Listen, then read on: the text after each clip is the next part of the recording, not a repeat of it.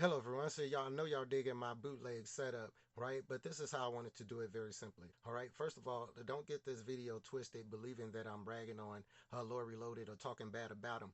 Basically, this is quite the opposite. I respect Lord's analysis that he does. Now we see perspectively Star Trek in very different lights, but again, that is the essence of art. But yeah, that's what I wanted to do. So let's get started.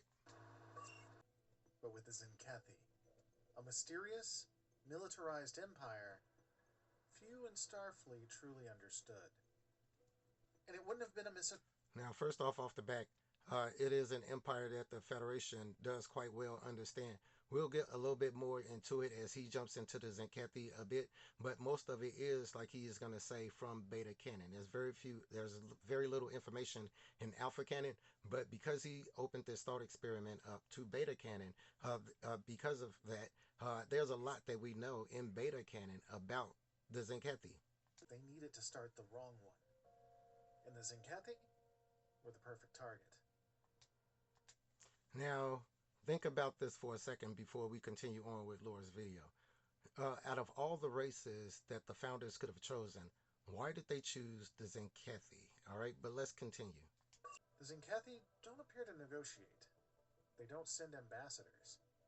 They don't issue threats. They wait, they watch, and they strike on their own terms. All right, let's pause this and get right into it. So, like I said, lore is correct. In Alpha Canon, there's very little mention of the Zenkethi in canon. But in Beta Canon, there's quite a lot from the comics to novels. And most of that centers specifically around Zenkethi members. Now, one of those specific members that worked along Captain Benjamin Sisko, right, was a Zenkethi ambassador. Now, why is that important to mention? Because why would you need an ambassador if you didn't negotiate? The Zenkethi are very open to negotiating. All right. First of all, if the Zenkethi are broken up into sects, based on, which one is, one ability, based on which, okay. We already have a society that was seen like this in Star Trek, and that was called the Masterpiece Society. In the Masterpiece Society, although they were xenophobic, they were still open to negotiating, and they did it quite well, handled the politics quite well. Also, in the novels, the Typhon Pact, right?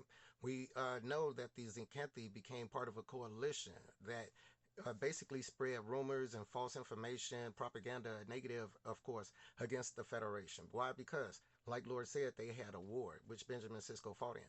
But not only that, it was a war of propaganda as well. It was a war of skirmishes, all types of things. They had all kinds of engagements. And the Federation was very keenly aware of the technological might of the Zenkethi. And for people who don't know, the technological might of the Zenkethi rivals that of the Romulans. In Beta Canon, they was able to start a coalition or a resistance, I should say, against the Herc. Yeah, the Herc. So in other words, if you're going to be responsible for trade and commerce and everything like that, as part of your role in a Typhon Pact or even becoming a member of the Typhon Pact, you have to have negotiators and be able to negotiate.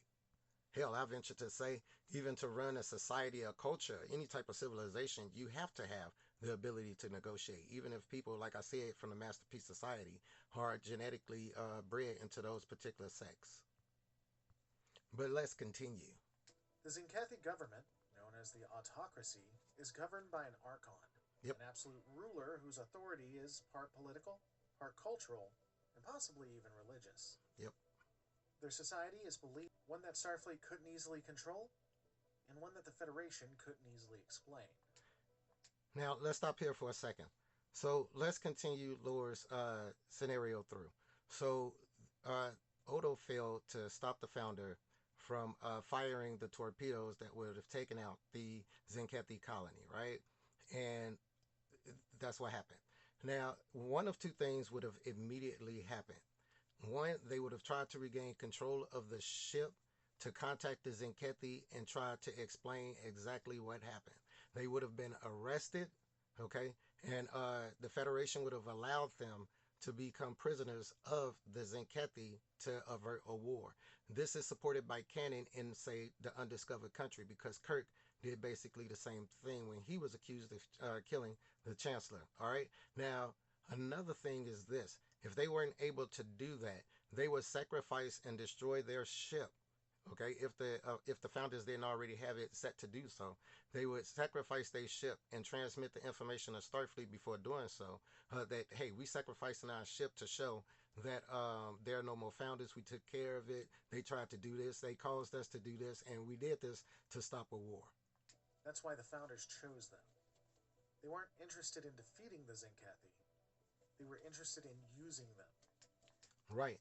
They were interested in using the Zenkethi specifically because of the history between the Federation and Zenkethi. It wasn't just the war. It was because the Zenkethi viewed the Federation and was spreading false propaganda against the Federation. So they forever. So it seemed like it was the right choice for them to do. Think of it. They could have chose the Romulans. They could have chose the Klingons. They could have chose anybody to decide to do that with. But they specifically started with the Zenkethi. To pull the Starfleet scrambles to respond, but its fleets are out of position, rotated away from the border. Now, all while this is going on, let's say, for instance, everything Lord just said was true.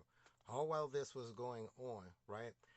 Starfleet is doing everything in its power. The Federation is doing everything in its power to negotiate with the Zenkethi ambassador about, hey, we had a founder, we couldn't stop him. Now, this is going to be very important a little later on down the line. To cover Cardassian space, Dominion infiltration threats, and Klingon instability. The Fourth Fleet is under strength. The Eighth is refitting. The Zenkethi face almost no organized resistance. Come on, Laura, listen. Okay, think about it this way. Um, the Federation has been able to wage war on multiple fronts against multiple enemies. Think about what was going on just during the Dominion War itself. They had a Borg cube incursion. All right. They still had issues with having to defend their borders against the Romulans, the Cardassians. All right. Even unknown threats. They were still conducting exploration missions. They were still conducting offensive missions. They were still conducting undercover missions. All right. Oh, yeah. And they were still conducting raids and stuff like that and defending property and territory inside the Gamma Quadrant. So to say that they didn't have enough ships that's not really realistic, Lord. Now one could argue that the only ship usually in range is the Enterprise, but that's a whole nother story. And the Klingons, they don't help. They posture. Gowron declares the Federation soft, or perhaps even compromised. The alliance begins to fracture. In weeks, dozens of systems fall into chaos. Okay. Let me tell you why this is an issue with me right here. Now, think about this for a second. So, Lord, you're trying to tell me that it's a potential for war going on, right? Whether that's going to be war against the Federation, Starfleet, or war against the Dominion. And the Klingons don't see that as a good time, a party opportunity. Hey, yeah, we going to start a war with somebody. You trying to tell me the Klingons, right? The people who see war and battle as the most honorable thing to do. That today is the good day to diers. They're going to sit back and be like, nah, man, we just going to chill, man. We just going to annex some territory and everything like that. No, the Klingons definitely going to fight somebody.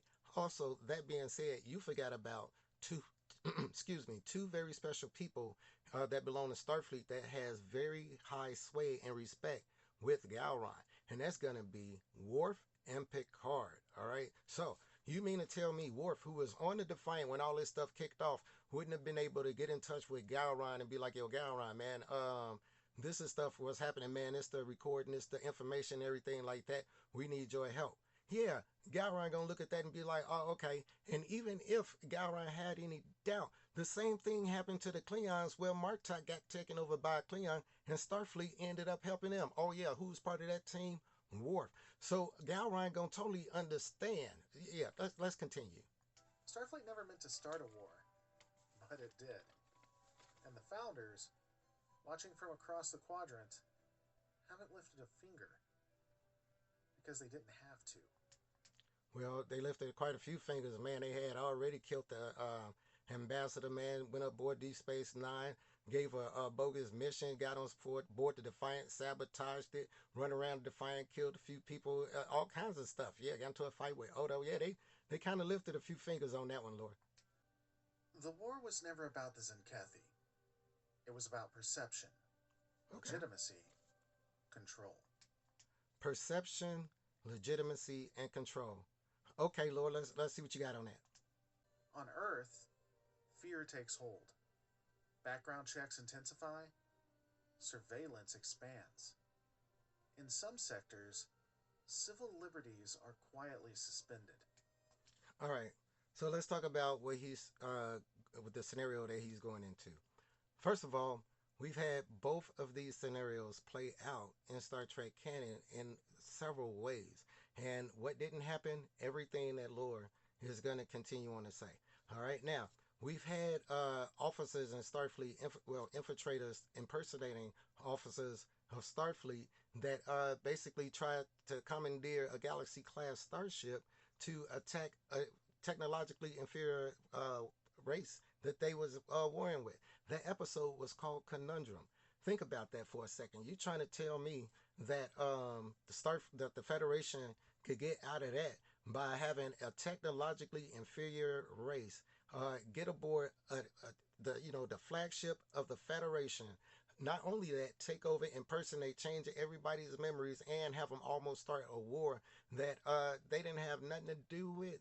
Oh yeah, not as advanced and as high speed as this in Kethy, but these guys now, if they could survive that, they could definitely survive the whole issue with that right there. Now the other thing is this: uh, yes, for a while the Federation and people on Earth, it would disrupt the natural flow of paradise. Okay, for a minute it would. They would start instituting all that stuff.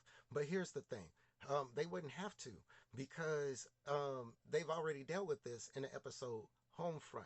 They've already figured out how to scan for changelings. All right, they figured out how to do this experimenting with Odo. Okay, so it's a lot of things that's not really adding up when it comes to this particular, you know, uh, conclusions that you're drawing. Officers report one another. Trust collapses. The changeling. Now, see, that's the thing. Trust will collapse, like I say, everything like that. But he's thinking of the human psyche in Star Trek and comparing it and mirroring it to the human psyche of today. No, no, no, no, no. Think of the conversation and the argument that Cisco got into with his dad, and his dad was a regular citizen. I'm pretty sure he wasn't the only one that was, basically against these changes and these, totalitarian and authoritarian systems that the admiral was, basically instating under the guise of founders and the potential for founders infiltrating Starfleet, all of the surveillance and everything like that.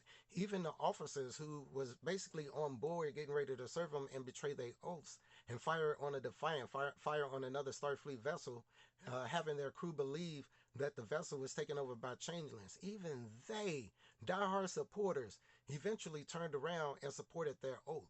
The coup didn't work, all right? As a whole, as a general whole, yeah, you got those bad apples that's portrayed in Starfleet and Star Trek and stuff like that. But as a whole, they try to uphold the tenets and their ideologies in paradise. Within days, disputed territories, once under joint protection, are absorbed into the Klingon Empire. Until Worf go make it to Starfleet Gowron and can't have a respond. conversation. It's still Yep. reeling. The Romulans watch and wait. No, the Their Romulans diplomats do withdraw. some underhand stuff. Intelligence networks go. See, here it is. What the Romulans would be doing would be forming alliances. They wouldn't be waiting. They would be watching and see who's, coming out to be on top. They would be playing chess and they would be forming underhand alliances. Their Tar Shiar would be trying to do things to further the Romulan political seating and standing in the upcoming and potential battles. That's what the Romulans would be doing. They would be calculating. They would be sending probes and cloak warships in the Federation space, probably trying to destabilize sectors that's near their borders so that they can annex those territories. That's what the Romulans would be doing. Quiet.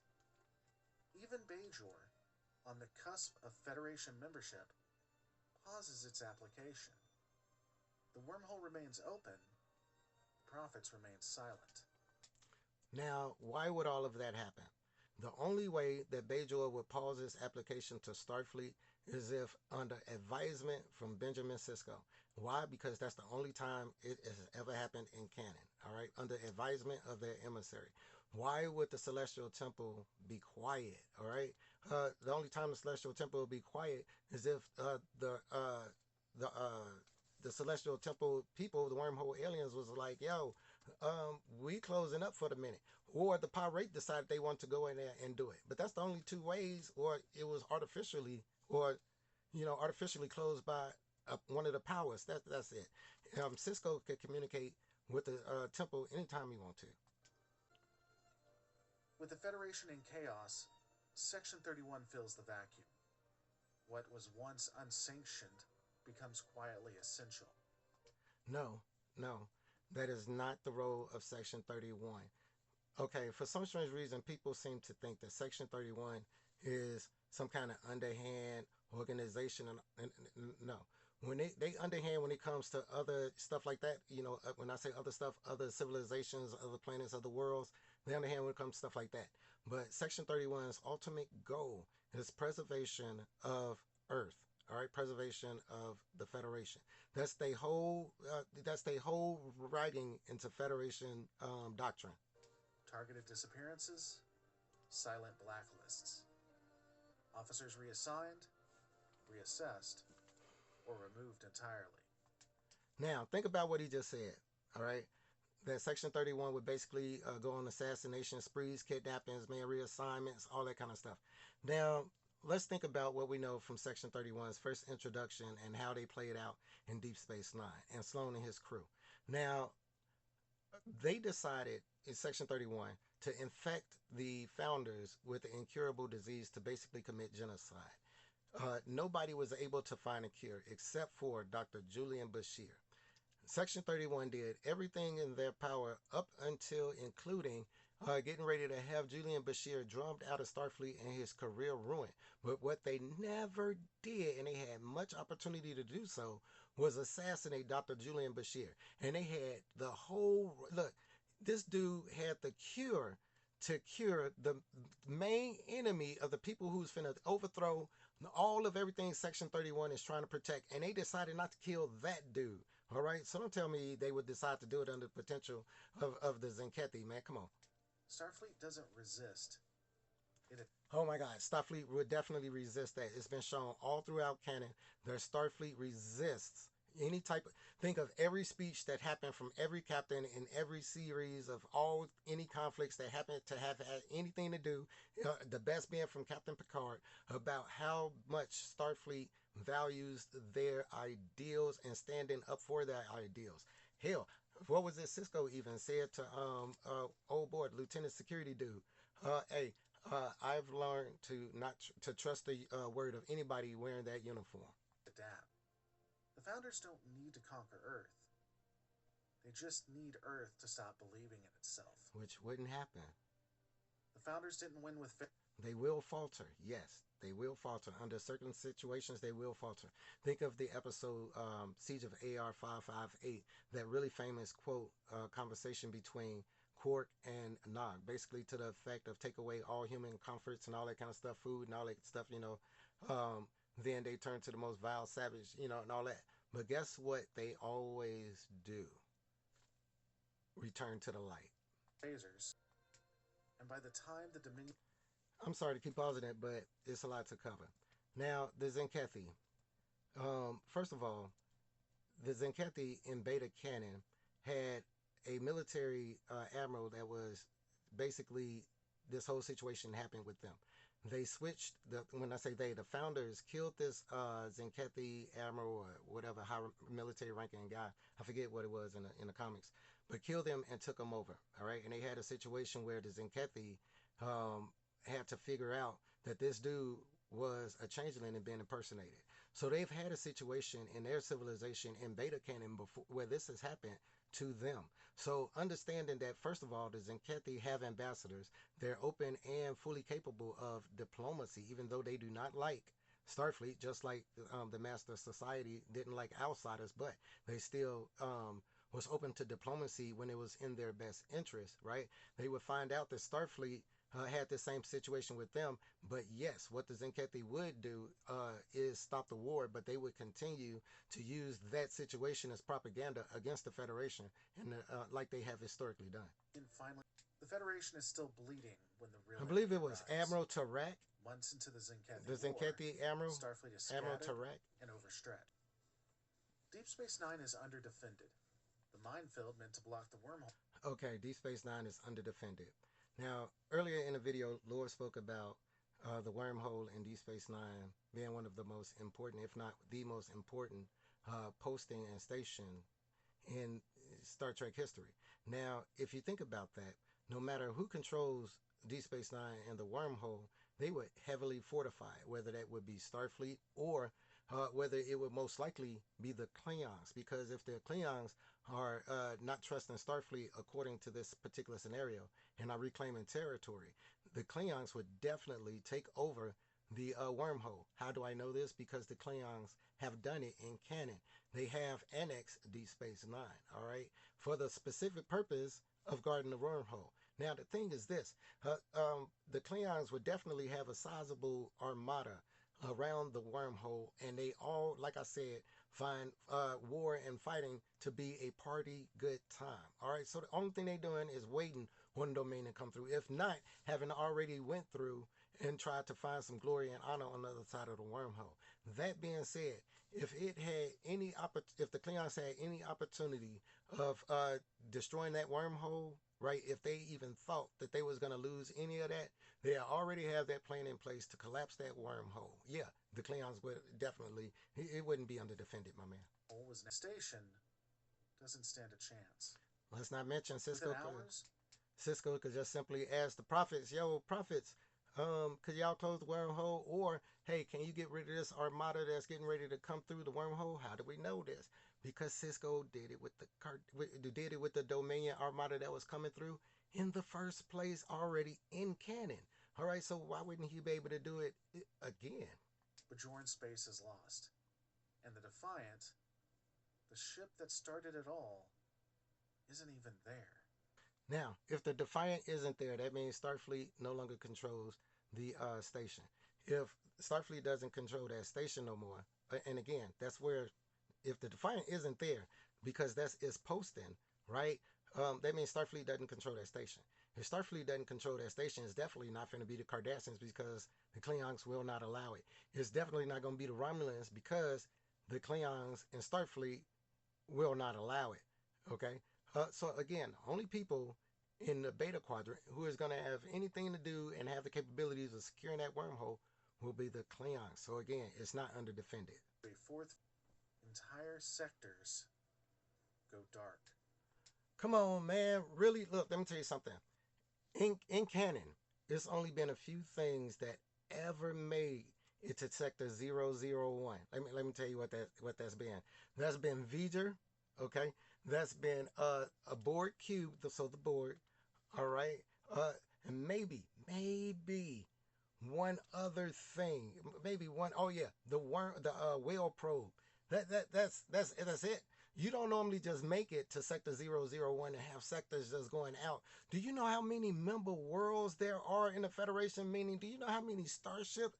Like, do you know how fast? Like, the Klingon, no rallying speech, no united fleet, just Starfleet. no, it wouldn't just be Starfleet. Okay, think of series like Enterprise, where they got civilians in barges to help them fight, right? Like it's not just gonna be Starfleet. Okay, Starfleet has a bunch of not only member worlds but allies to help them out. Like Jadzia Dax, still aboard the station during the first stage, is killed in the initial boarding. Nog, still a cadet, never sees the front. Jadzia just got bad luck in all timelines. Never survives the war. So does Nog. Even Captain Sisko is lost. Not physically, but spiritually. The prophets remain silent. There is no vision, no guidance, just static. You know, that's happened before. The only time it's happened is when Sisko lost Jadzia and he lost his spirit. The wormhole closed because the power wraith went inside of it, And that was the thing. But because the prophets are non-linear, Lord, you got to understand some things. They would have already seen it just like they seen it happen the first time, right? They would have hid an orb somewhere or some type of something that get Benjamin Sisko back into his Benjamin Sisko in, his whole little emissary thing. Once that would have happened, right? Because he's not dead, his spiritual thing is just gone a little bit. He lost his spiritual key, right? But the only thing he needs to do is get a whole little spiritual sensu being and he'll be fine, just like it's always been shown, just like it's been shown in canon when they introduced Ezri. Let's not talk about that. But yeah, that's what would happen as far as canon goes. and no one thought to question it. The Founders didn't need a fleet. Actually, they did question that order law.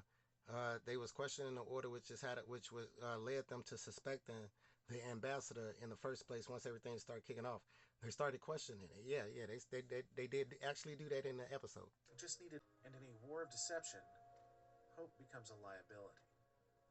The Dominion knew the truth. But see, some good things come out of the situation when Starfleet starts to abandon its ideals. You get things like the Defiant class, Akira class, Sovereign class, or the Prometheus class warships. Okay, you get stuff like that. Now, as far as the ideals go, again, that's the current human perspective. If things like that start happening now in general, most humans would start feeling that way. But I believe in the positive aspects of humanity. And in Star Trek, that's how it's portrayed. Yeah, humans get down, like I said, man, take away their creature comforts. But guess what? They always find a way to go back to and keep their ideals. Think about every war that Starfleet's been in and the god level tier weapons that Starfleet could have employed against their enemies and chose not to. Think of them never deciding to make super soldiers. Even though you fighting the Jim Hadar who got their own super soldier, they never decided, hey, look, let's start augmenting people like Roga Danar's people did. They always stuck to their ideals. Now, there's been times where they've been questioned. There's been times where it's killed them. They've died from them. They've lost ground. Everything, man. It always seemed like they was on the cusp of losing everything, but because of their ideals, right? Because of their hope, right? And their expertise and experience, they always pull through. And everything in Star Trek is based on hope. Hope of meeting new civilizations, hope of first contact, right? Hope that of answering the questions and creating new questions, right? Everything about hope to create and instill paradise, hope of peace, like everything, hope in yourself, hope in the next person. Everything about Star Trek is based on hope. It wasn't just ships or planets, it was trust between officers, between worlds, within Starfleet itself. Loss of trust. Imagine that. Loss of trust. Picard was taken over and assimilated by the Borg and still found a way to, have a career in Starfleet. Yeah, there were some people who didn't like him. Kirk was inhabited by a whole nother person. Kirk disobeyed Starfleet orders, commandeered a ship, time traveled, went to a planet that was off limits, assaulted officers. Yeah, he was still able to be part of Starfleet and people still, trusted him, right? You got all kinds of hell. Garrick is an entire spy, and you got people who trust him. Data commandeered the Enterprise. What was it? Twice, and everybody trusts Data. You're getting it mixed up with current human, mentality, man. In Star Trek, you have to have trust. Everything is built on trust. 5-year missions out there on a crew. Being a person who has served, man, trust in your battle buddy is the essence of the team, right? So, you, that's something that people in Star Trek always love to build. And if it breaks down, the people in Star Trek aren't the type that just be like, ah, man, it broke down. No, they strive to rebuild it. That's always the thing of Star Trek. Within Starfleet intelligence, buried in a threat scenario archive most officers will never access, there's a file. It's something I had to interject because Lore seems to think that this, conflict would have damaged the morale and hope and trust and everything in Starfleet. And I want everybody to think about just all the wars and conflicts that Earth and its people in Star Trek canon have been through. They've been through Civil War, World War One, Two, Three, eugenics wars. They've been through the Hundred-Year War. They've been through the War of Annexar. They've been through the Klingon War. They've been through the war with the Romulans. They've been through war with the Borg. They've been through war with the Cardassians. They've been through war with the Dominion. All right, all of these wars, all of these conflicts, they've like all of these things, and the Federation still has its ideals. They're still the people who strive for paradise. So I don't seem to understand why you believe that just because of this particular one, they would go dark and stay dark, and this would be the end of them. Orders requiring diplomatic clearance were rewritten. Biometric That's normal. authentication was added to classified chain of command That briefings. happened after the Command parasite neck protocols people. began even in non combat zones. That's normal. Exploration crews started running silent threat assessments of each other. Okay, so threat assessments of each other. Um, they do that currently. It's called war games. Threat assessments of each other. They had one that I really liked in Star Trek: The Next Generation, where where Captain Picard went against Commander William Riker in that war game exercise with Kilrami on board. That's a threat assessment. Right there of your command styles against somebody else's and Starfleet's command styles. All of these things were instituted after what was it? The invasion with the parasites stuck in people's neck, right? All of these things were instituted once they came across the founders, and Odo was helping them figure out how to scan for founders, and all of these things, man. Like once they developed these techniques, they spread them out to their allies. Like is it, and life will return to normal. Read the pattern. Be ready to disobey the next order if it's wrong. That's normal. Gamma 4 wasn't a That's actually a scenario law. anymore. It had become bets. A phrase began to We are required by law to disobey unlawful orders. be whispered. One ship. That's all it would have taken to lose the quadrant before the war even began. The Defiant never fired, but history still bears the scar. The Dominion didn't want to destroy the Federation with weapons. They wanted it to destroy itself. And for a moment, it nearly did. So that was Laura's video, okay? And I gave my commentary on the video. Now, if you wanted to stay tuned, there was some things I wanted to cover about the Zenkethi real quick so you guys will know who they were in Beta Canon, give a little bit of a better understanding of them. I call them the Zindi of the Beta Canon. Because I'll tell you a little bit later about that. But anyway, for people who are, that this is it, man, this is y'all last thing, y'all just want to hear that part, man, and y'all don't want to stick around for the rest of the little video. Thank you guys for watching. Please leave comments and please subscribe to the channel if you haven't. And as always, peace, recycle, and say the whales. You guys be cool.